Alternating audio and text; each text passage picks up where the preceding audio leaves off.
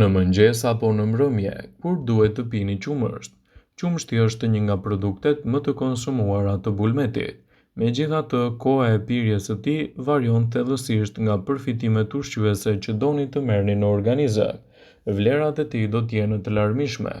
Shtimi i qumshtit në dietën tuaj do të ofrojë përfitime të mira të proteinave.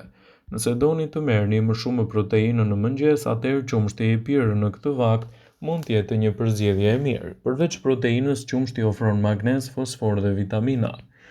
Gjithashtu, qumshti është i mirë për ata persona që merren me aktivitet fizik.